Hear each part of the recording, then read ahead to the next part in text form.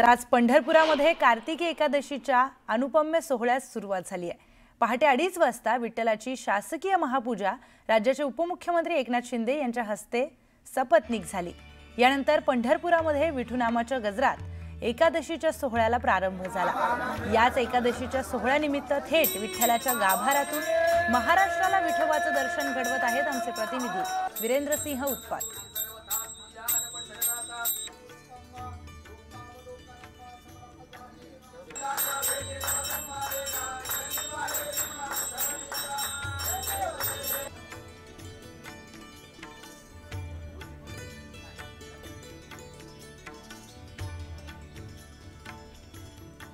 चला जाऊ पाहू डोळा असं प्रत्येकाला हा सोहळा बघायची इच्छा असते आणि आज उपमुख्यमंत्री एकनाथ शिंदे यांच्या हस्ते ही शासकीय महापूजा भगवंताची संपन्न झालेली आहे। सोबत मानाचे वारकरी होते आणि जिल्हा परिषदचे विद्यार्थीही या महापूजेसाठी त्यांच्या सोबत होते।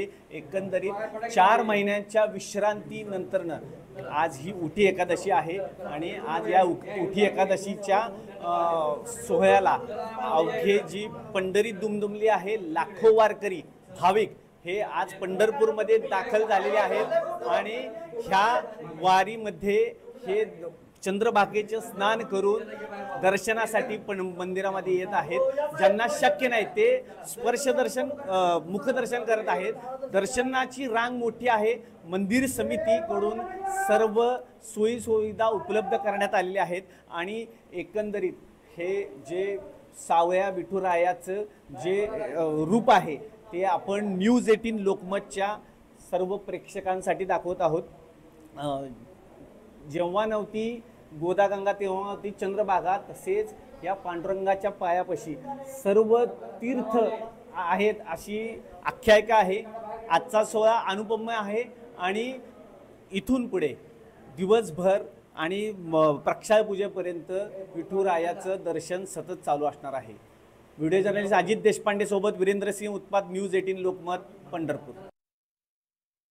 जसे की आज कार्तिकी एकादशी आहे आणि कार्तिकी एकादशीच्या निमित्ताने लाखो वारकरी भक्त हे पंढरपुरात दाखल झाले आहेत। पांडुरंगाचं दर्शन घेण्यासाठी लाखो भक्तांची गर्दी ही पंढरपुरामध्ये दिसून येते। त्याचबरोबर चंद्रभागेच्या तीरावर हे वारकरी भक्त स्नान करतात। पवित्र स्नान झाल्यावर नगर प्रदक्षिणा असते। नामदेव पायरीचं दर्शन घेऊन मग पंढरपुराच्या विठुरायाचं दर्शन घेण्यासाठी एक मोठी रांग लागलेली आहे। जसं की आपल्या प्रतिनिधींनी सांगितलं की मोठी रांग दर्शनासाठी लागली आहे। महाराष्ट्राच्या कानाकोपऱ्यातून भक्त हे पांडुरंगाचं दर्शन करण्यासाठी पंढरपुरात दाखल झालेत।